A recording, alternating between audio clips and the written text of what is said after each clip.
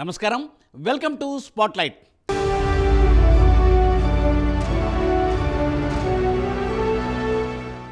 ఎట్టకేలకు చంద్రబాబుకు బెయిల్ వచ్చింది. ఈ కీలక ఘట్టం వెనుక లోకేష్ చక్రం తిప్పారా? నిన్నటి వరకు లోకేష్ సామర్థ్యాన్ని శంకించిన వైసీపీకి చంద్రబాబు షాక్ ఇచ్చారా? తండ్రికి బెయిల్ తీసుకొచ్చి తన సత్తా చాటారా? ఢిల్లీలోనే ఉండి న్యాయ నిపుణులతో తరచూ సంప్రదింపులు జరిపి తన రాజకీయ చతురతను చూపారా? ఇక జగన్ సర్కారుకు రాబోయేది గడ్డుకాలమేనా?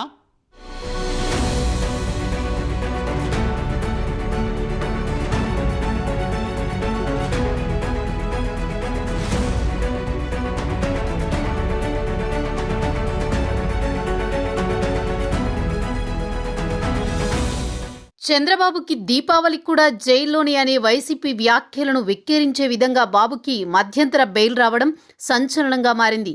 సెప్టెంబర్ 9న నంద్యాలలో సిఐడి అధికారులు చంద్రబాబును స్కిల్ డెవలప్మెంట్ కేసులో అరెస్ట్ చేశారు. నాటి నుంచి చంద్రబాబు రాజమండ్రి సెంట్రల్ జైల్లోనే ఉన్నారు. కాకలు తీరిన న్యాయవాదులు వాదించినా సిఐడి ప్రత్యేక కోర్టు చంద్రబాబుకు బెయిల్ నిరాకరించింది. దీంతో చంద్రబాబు తరపు న్యాయవాదులు హైకోర్టుని ఆశ్రయించారు. ఎన్నో వాదోపవాదాల తర్వాత ఎట్టకేలకు చంద్రబాబుకు బెయిల్ మంజూరైంది. నవంబర్ 28 వరకు బెయిల్ మంజూరు చేసిన హైకోర్టు బెయిల్ కాలంలో చంద్రబాబు ఆరోగ్యపరమైన చికిత్సలు తీసుకోవాలని సూచించింది. చంద్రబాబు ఆరోగ్యంపై రకరకాల కథనాలు సైతం షికారు చేశాయి. బాబు తరపున సీనియర్ న్యాయవాదులు హరీష్ సాల్వే, సిద్ధార్థ లూత్రా లాంటి వారు వాదించారు. సుప్రీంకోర్టులో సైతం సెక్షన్ 17A వాదోపవాదాలు జరిగాయి. క్వాష్ పిటిషన్ సుప్రీంకోర్టులో ఇంకా పెండింగ్లోనే ఉంది.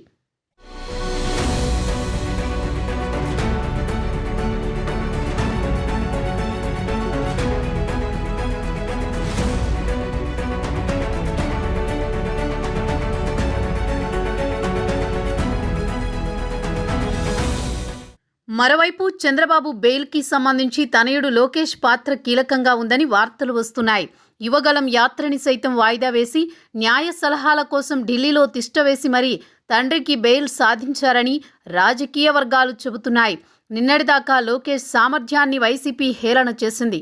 కానీ తన రాజకీయ చాతుర్యంతో న్యాయ నిపుణుల్ని సంప్రదిస్తూ చివరికి సక్సెస్ అయ్యారని రాజకీయ పండితులు చెప్పుకొస్తున్నారు. యువగలం యాత్రతోనే తన మీద వైసీపీ చేస్తున్న దుష్ప్రచారాన్ని తిప్పికొట్టారు. యువగలం యాత్రకి మంచి స్పందన రావడంతో లోకేష్ నాయకత్వంపై పార్టీ శ్రేణుల్లోనే కాకుండా సామాన్య జనంలో సైతం నమ్మకం కలిగింది.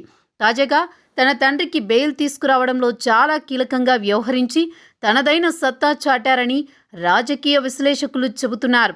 ఢిల్లీలోనే ఉంటూ వివిధ పార్టీల అగ్రనేతలను కలిసి చంద్రబాబు అరెస్ట్ అక్రమమని వివరించారు.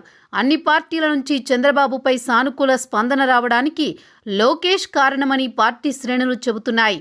ఒక్క వైసీపీ పార్టీ తప్పితే ఇతర రాజకీయ పక్షాలన్నీ చంద్రబాబు అరెస్టుని ఖండించాయి. ఈ విషయంలో జనసేనాని పవన్ కళ్యాణ్ ముందున్నారని చెప్పొచ్చు.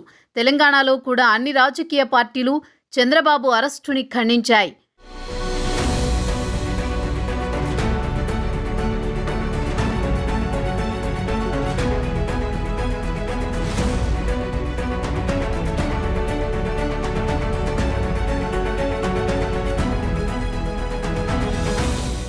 ఈ మధ్య లోకేష్ మాటలలో పరిణితి కనబడుతోంది.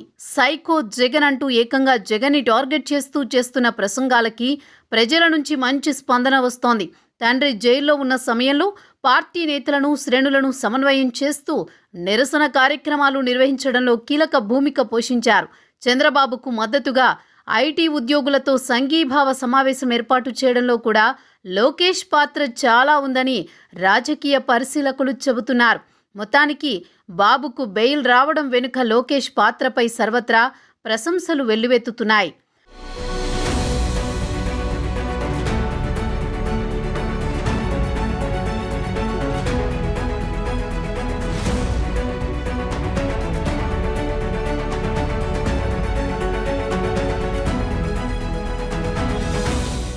చంద్రబాబుకి బెయిల్ రావడంతో టీడీపీ శ్రేణులు ఆనందంలో మునిగి తేలుతున్నారు.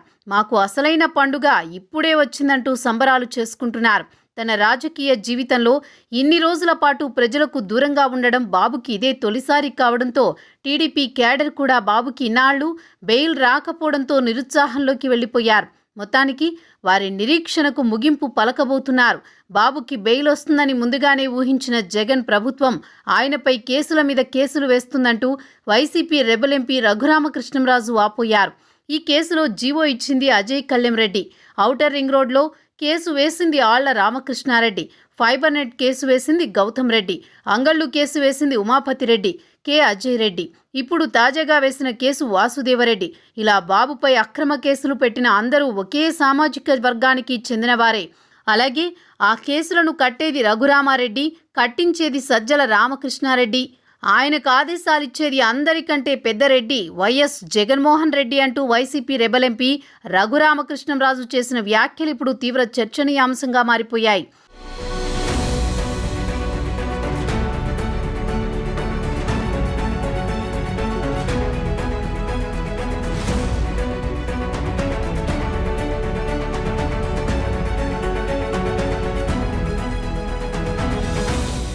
చంద్రబాబుకు బెయిల్ మంజూరైన వెంటనే మంగళగిరిలోని తెలుగుదేశం ప్రధాన కార్యాలయం వద్ద సందడి నెలకొంది.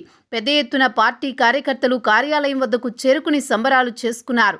ఈ సందర్భంగా అక్కడ మీడియాతో మాట్లాడిన పార్టీ ఏపీ అధ్యక్షుడు అచ్చెన్నాయుడు చంద్రబాబుపై వ్యక్తిగత కక్షతో ఆధారాలు లేకుండా జగన్ సర్కారు కేసులు పెట్టిందని ఆరోపించారు. చంద్రబాబును రాజకీయ కక్ష సాధింపుతోనే అరెస్ట్ చేసి జైలుకు పంపారనే విషయం ప్రజలందరికీ తెలిసిందన్నారు.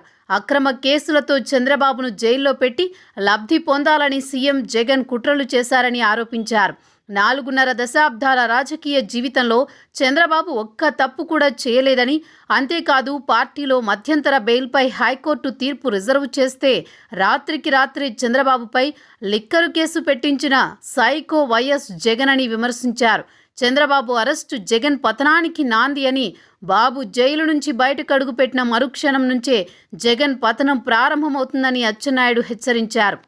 స్కిల్ కేసులో చంద్రబాబు నాయుడు గారి అకౌంట్లో గాని, వారి కుటుంబ అకౌంట్లో గాని, ఆయన మంత్రివర్గంలో పనిచేసినటువంటి ఒక్క మంత్రి అకౌంట్లో గాని, లేకపోతే పార్టీ అకౌంట్లో గాని ఒక్క పైసా పడిందని మీరు నిరూపిస్తే మీరు కేసు పెట్టక్కర్లేదురా, మేమే నడి రోడ్డు మీద పీక కోసుకొని ఉరి తీసుకునే పరిస్థితి మేము నిర్ణయిస్తాం. అటువంటి నీతికి, అటువంటి నిజాయితీకి, అటువంటి గౌరవానికి ఇచ్చినటువంటి నాయకులు చంద్రబాబు నాయుడు గారు. అటువంటి వ్యక్తిని సంబంధం లేనటువంటి కేసు, ఈ కేసులో 36 మందిని అరెస్ట్ చేశారు. చంద్రబాబు నాయుడు గారు 37వ వారు. 36 మందికి కొంతమందికి ముందస్తు బెయిల్ ఇచ్చారు, కొంతమందికి 5 రోజుల్లో బెయిల్ వచ్చింది, కొంతమందికి 10 రోజుల్లో బెయిల్ వచ్చింది, కొంతమందికి 36 రోజుల తర్వాత బెయిల్ వచ్చింది. కానీ సంబంధం లేనటువంటి 38వ నెంబర్గా అన్యాయంగా చేర్చినటువంటి చంద్రబాబు నాయుడికి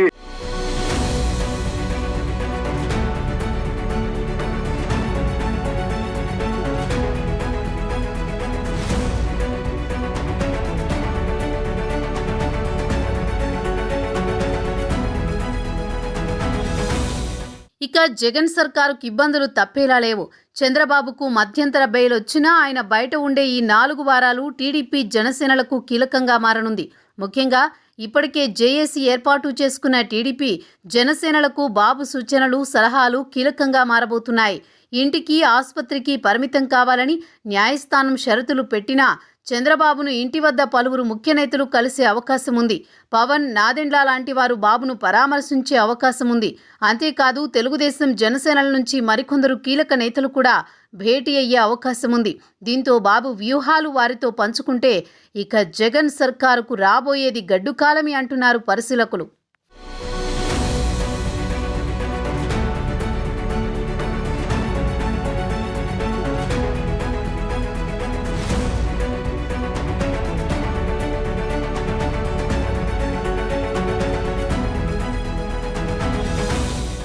ఢిల్లీ పెద్దలతో లోకేష్ జరిపిన మంతనాలు ఫలించాయో లేదంటే జనసేనాని పవన్ కళ్యాణ్ ఢిల్లీ దౌత్యం పనిచేసిందో తెలియదు, కానీ చంద్రబాబుకు బెయిల్ అయితే వచ్చేసింది.